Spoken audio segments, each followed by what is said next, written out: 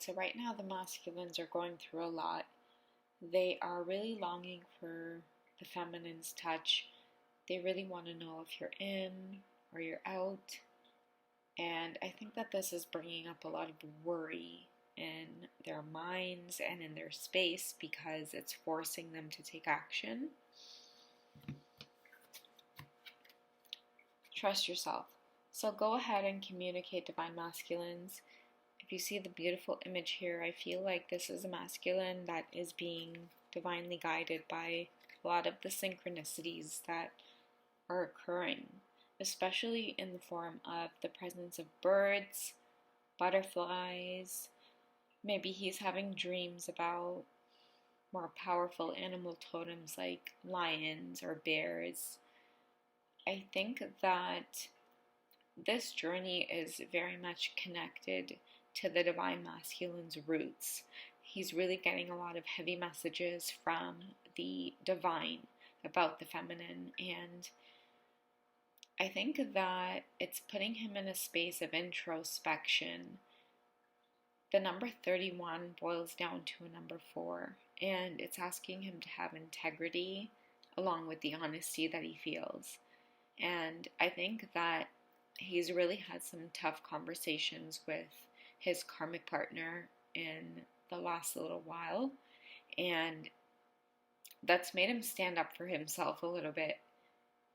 He's having high morals and he's doing the right thing, and the feminine is teaching him that when you do the right thing, it will feel that way in the name of love.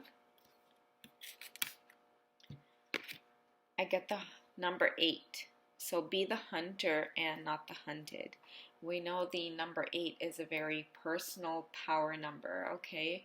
These are the energies that are very self-reliant. They don't really care what anybody else thinks. They're just gonna kind of pave their own way in life. They're not gonna be hunted by anybody else. You might find that this is the observer. So your masculines might be watching you from afar, and rather than the negative sides of the number 8, which is, experiencing the highs and lows, I think that he's starting to trust this journey a little bit. Like if you look at the beautiful geometric pattern that's happening through the owl, he's seeing a lot of who the feminine is without her having to be in his physical space. And I think that this is saying a lot. It's like he can't avoid her no matter what he does. On his way to work, he gets thoughts about her, signs about her. She's also feeling this way about him too. I'm going to go with one more from this deck. So, listening for truth. So, I think that, it's interesting that I kind of have the same shell here. It's partnering up. But I think that right now, both of the twin flames are very much aware of their attraction and magnetism to each other. And, it's no mistake that, the glare is coming in there with the light. I think that they're both aware that the connection that they have to each other, it's much deeper, and that's why they can't get away from each other. They're enjoying the spiritual process of all of this. They enjoy the spiritual conversations between them. They enjoy the conflicts, the arguments, the push and pull, everything that has to do with the magic that twin flames feel once they connect, whether they're in the push or pull phase. They're listening for the truth now and understanding that this is a spiritual, divinely bonded connection. And when you come from a place of just wanting to grow, you're hearing the wisdom of the owl, you're able to take space away from your counterpart when it's needed. So that way you can really dive and pay attention to a lot of the lessons that are being put before you.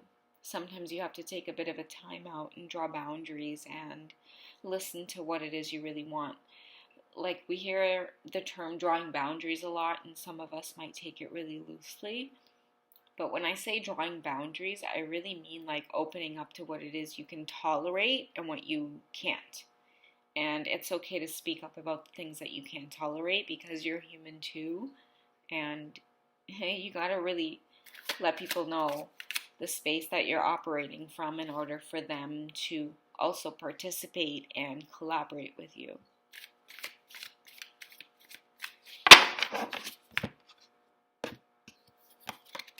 So I get the Six of Wands. So the energy of the Six talks about lessons in life, being able to compromise.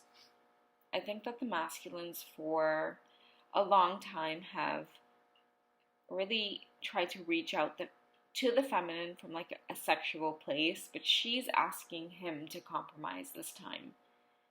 It's like they've spent so much time getting to know each other through the Wands energy in terms of like exchanging sexual text messages, sexual conversation, and he's been able to like touch her in that way.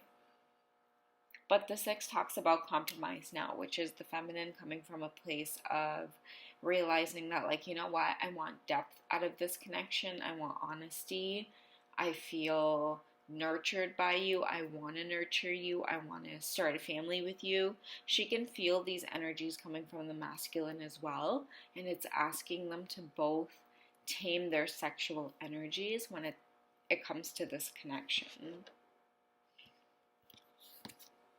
Okay, so we have the High Priestess coming up. So talking about taming the sexual energies, the High Priestess is the energy of the number 2, which is understanding that we're here to live out our divine life purpose, and we're not supposed to be afraid of fearing change. So no matter what your circumstances are when your twin flame comes into your life, my throat is like closing up.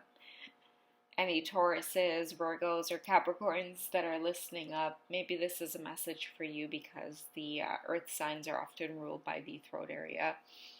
But it's time to live out your destiny.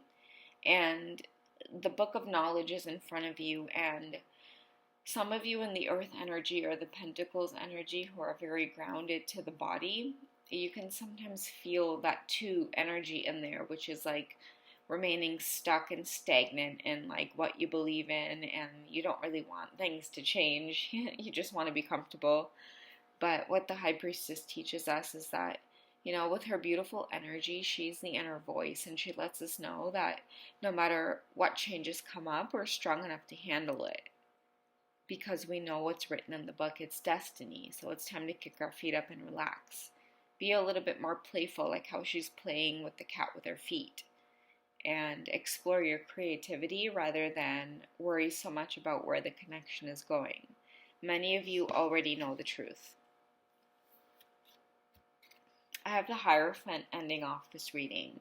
So in the Tarot of Sexual Magic, this blonde and dark-haired woman comes up again.